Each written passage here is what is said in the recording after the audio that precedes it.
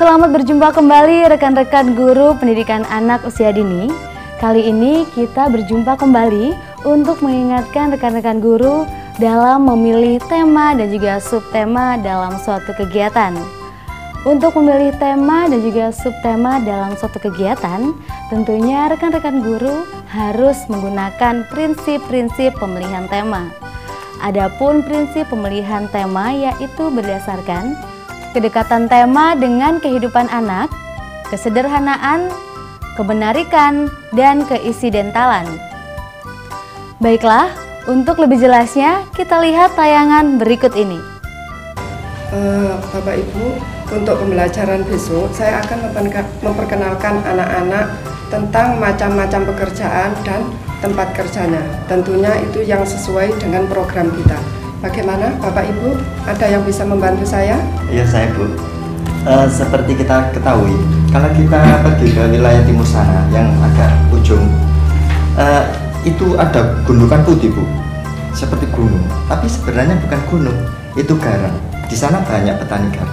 Bagaimana seandainya anak-anak kita bawa ke sana supaya mereka tahu bagaimana cara pembuatan garam yang sesungguhnya? Aduh, ide Pak Herman tuh bagus sekali Pak Herman. Tapi apa mungkin kita mengajak anak-anak ke sana dan lokasinya sangat jauh dari sekolah kita? Maaf Pak bagaimana kalau kita mengajak anak-anak melihat petani yang bekerja di sawah sehingga anak-anak belajar menghargai jasa orang lain. Bagaimana Pak atau Ibu-Ibu? Saya sepakat dengan usulan dari Bu Har karena mungkin sawah lokasinya dekat dengan kita sehingga anak-anak sangat memungkinkan untuk diajak ke sana. Dalam penentuan tema dan subtema kegiatan berdasarkan prinsip pemilihan tema, yaitu yang pertama, kedekatan tema dengan kehidupan anak.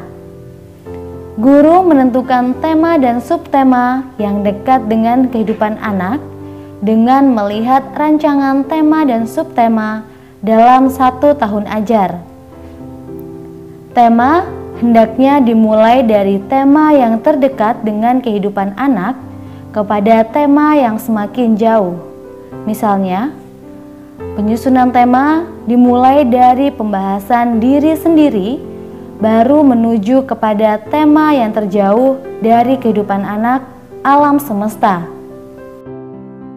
Prinsip pemilihan tema yang kedua adalah kesederhanaan tema. Tema hendaknya dipilih mulai dari tema yang sederhana kepada tema yang rumit. Prinsip pemilihan tema yang ketiga adalah kemenarikan. Dipilih tema yang menarik minat anak kepada tema yang kurang menarik. Misalnya, subtema yang telah diberikan kepada kelompok A tidak diulang pada kelompok B, sehingga anak ada ketertarikan. Prinsip pemilihan tema yang keempat adalah keinsidentalan. Keinsidentalan yaitu peristiwa atau kejadian di sekitar anak yang terjadi pada saat pembelajaran. Anak-anak, beberapa minggu yang lalu anak-anak telah libur selama 2 minggu. Tentunya selama libur 2 minggu itu pasti anak-anak mempunyai kegiatan masing-masing. Ada yang pergi bermain dengan teman-temannya, ada juga yang pergi ke rumah neneknya, dan ada juga yang pergi berekreasi bersama orang tuanya. Siapa yang pernah pergi ke pantai bersama ayah dan ibu? Bu, saya pernah pergi ke sawah nenek di desa. Oh, ternyata teman kalian ada yang pernah pergi ke sawah. Tentunya waktu pergi ke sawah itu pasti punya pengalaman. Apakah mau berbagi pengalaman dengan teman-teman yang ada di sini? Bu, di sawah ada tikus. Rekan guru, tadi sudah kita lihat bersama tentang bagaimana memilih tema berdasarkan prinsip pemilihan tema. Baiklah, untuk mengingatkan kembali, kita lihat lagi prinsip pemilihan tema.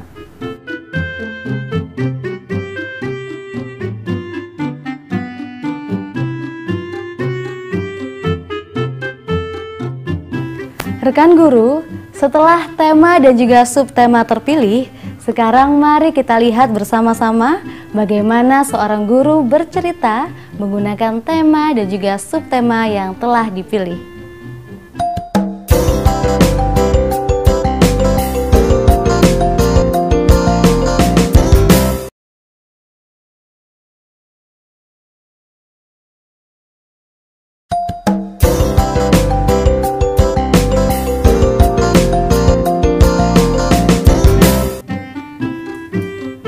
Anak-anak, hari ini kita akan belajar tentang pekerjaan petani dan tempat kerjanya. Tetapi sebelumnya Ibu mengajak kalian untuk mengenal bermacam-macam pekerjaan serta tempat kerjanya.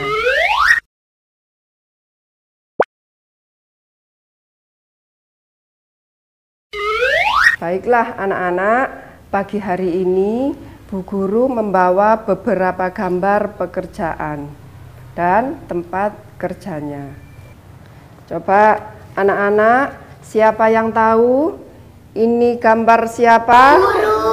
Iya, hebat sekali. Ini adalah gambar guru. Kalau guru itu seperti ibu ini. Kalau seperti ibu ini, seorang guru, tempat kerjanya di mana anak-anak? Iya, pinter sekali. Kalau seorang guru seperti ibu ini, tempat kerjanya adalah di sekolah.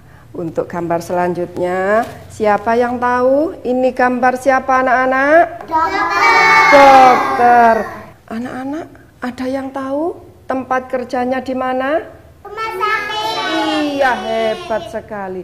Tempat kerja seorang dokter adalah di rumah sakit. Bu, kalau saya sakit dibawa ke dokter. Iya, betul Dinda. Kalau Dinda sedang sakit harus dibawa ke dokter. Kira-kira kenapa anak-anak kalau ada orang sakit harus dibawa ke dokter?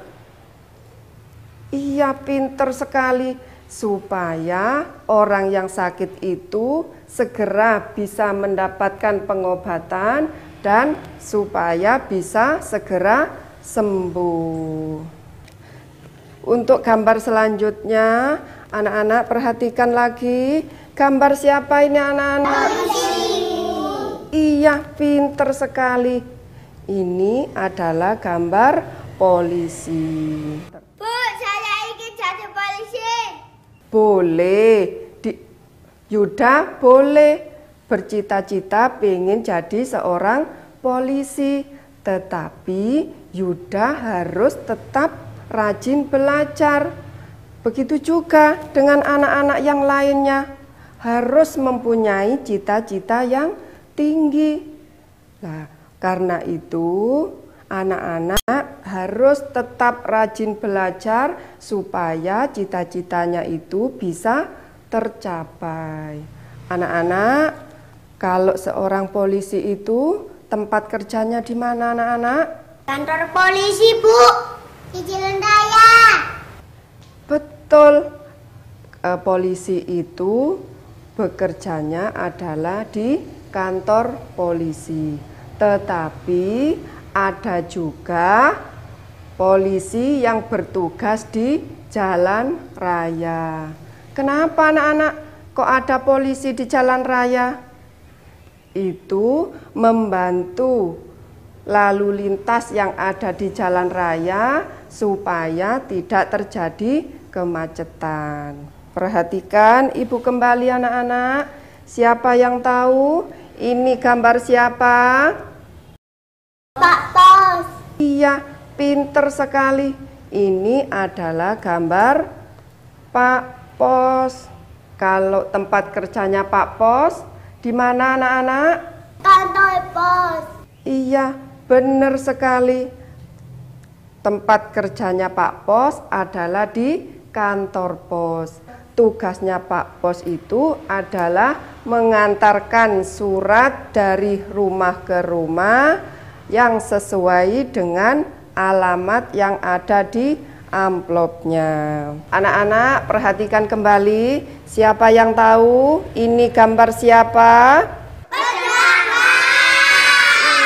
Benar, ini adalah gambar seorang pedagang.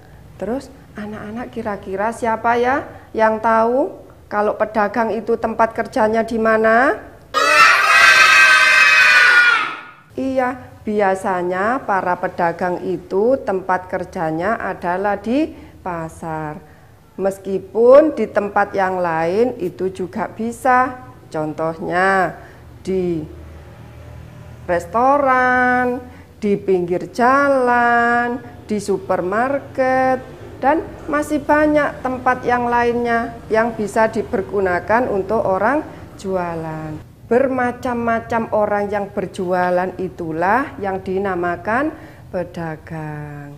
Nah, perhatikan gambar yang terakhir, coba perhatikan anak-anak. Yang terakhir gambar siapa ini anak-anak? Pinter sekali. Ini adalah gambar petani. Siapa yang tahu tempat kerjanya di mana anak-anak? Pinter sekali. Petani kalau bekerja tempatnya ada di sawah.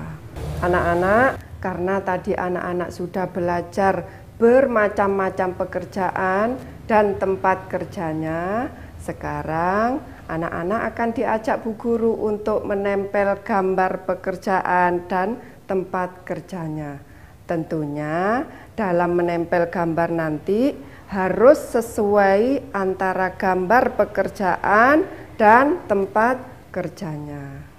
Sekarang Bu Guru akan membagikan gambarnya terlebih dahulu ya.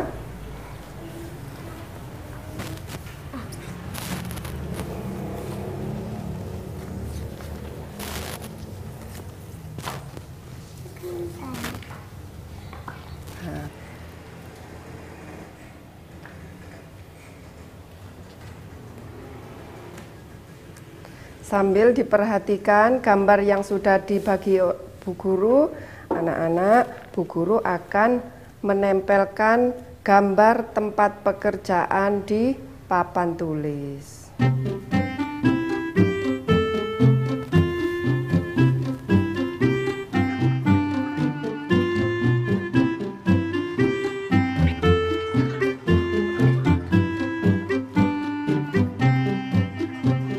Karena gambarnya sudah terbagi semua, sekarang silahkan maju dulu.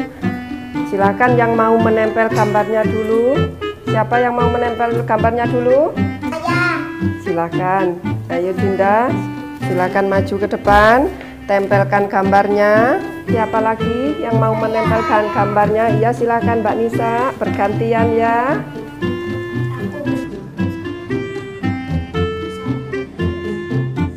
Gantian ya supaya tertib. Nah, sekarang gilirannya Mbak Raya. Silakan Mbak Raya.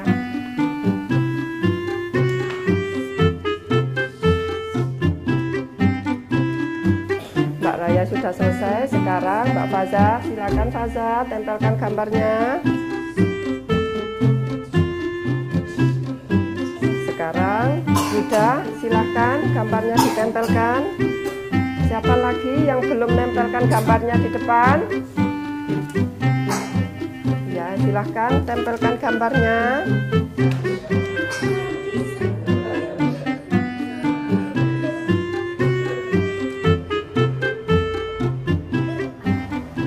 Baiklah anak-anak, karena tadi kita semua sudah belajar bermacam-macam pekerjaan serta tempat kerjanya dan telah menempelkan gambar dengan benar. Oleh karena itu, besok Ibu akan mengajak kalian untuk pergi ke sawah. Tempat kerjanya siapa anak-anak? Petani. Iya, pinter sekali. Di sawah itu tempat kerjanya petani. Siapa yang mau ikut? Saya. Baiklah, besok kita akan pergi ke tempat kerjanya petani. Dan jangan lupa besok memakai baju olahraga dan memakai topi. Kenapa anak-anak kok kita harus memakai topi? Ada kita nggak panas. Baiklah anak-anak, karena waktunya sudah siang dan waktunya anak-anak untuk beristirahat. Sekarang anak-anak boleh beristirahat terlebih dahulu dan boleh bermain di luar. Tetapi yang harus tetap diingat anak-anak adalah waktu bermain harus tetap berhati-hati. Selamat beristirahat dan bermain di luar anak-anak. Terima kasih.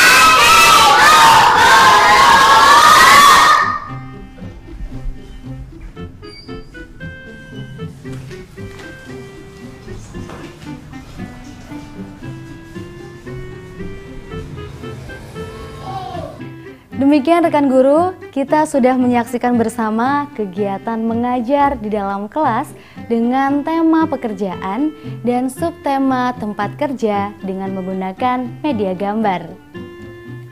Guru juga bercerita tentang tema dan subtema yang telah dipilih, yaitu tentang tema pekerjaan petani dan subtema tempat kerja yaitu sawah. Rekan-rekan guru bisa mengembangkan pembelajaran dengan menggunakan media-media lain yang lebih menarik. Baiklah, mari kita saksikan bersama segmen selanjutnya.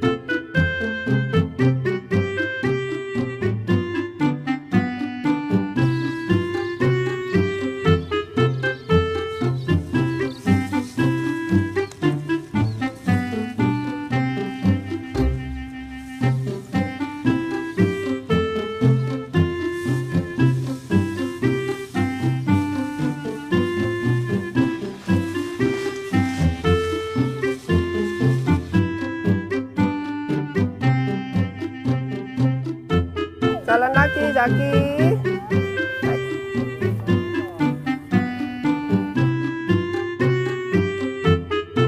Coba anak-anak berhenti dulu ya. Oh iya, sebentar aja.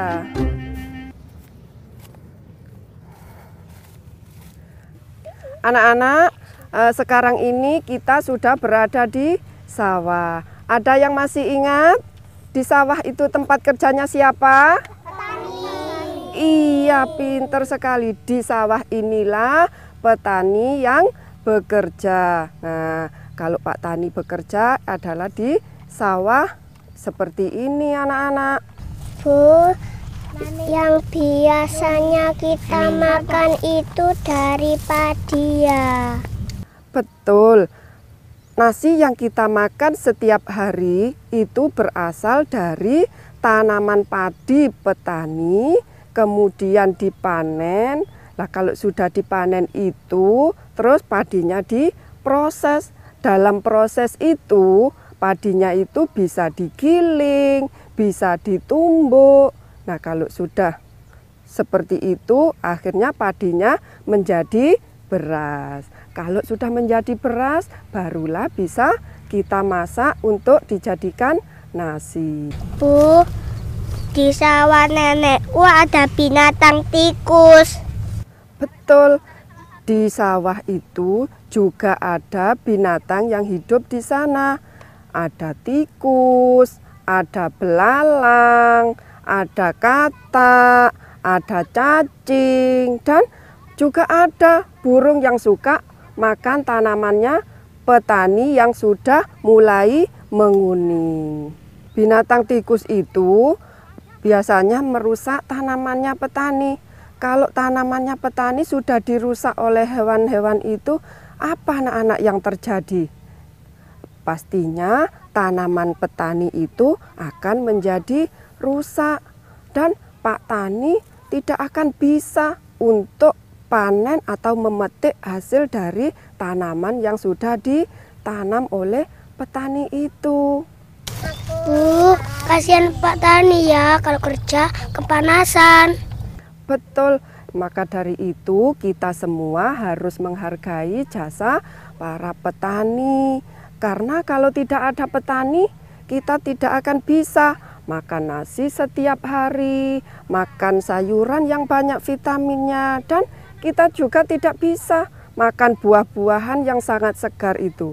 Padahal tanaman itu semua sangat bagus sekali untuk tubuh kita. Nah, anak-anak, apakah ada yang masih kalian tanyakan lagi?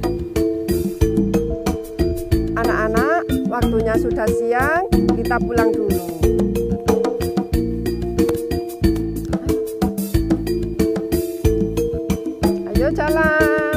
Ayo jalan semua, berhati-hati. Ayo, jalan ya, berhati-hati ya. Yang belakang sebentar di sini. Nah, coba hati-hati ya, satu-satu, berhati-hati. Ya, awas. Rekan-rekan guru, kita telah bersama-sama mengingat kembali cara memilih tema berdasarkan prinsip pemilihan tema, cara bercerita sesuai tema dan juga subtema dengan menggunakan media gambar, serta mengajak anak-anak langsung ke tempat kerja. Semoga program ini bermanfaat khususnya untuk guru pendidikan anak usia dini. Terima kasih, sampai jumpa.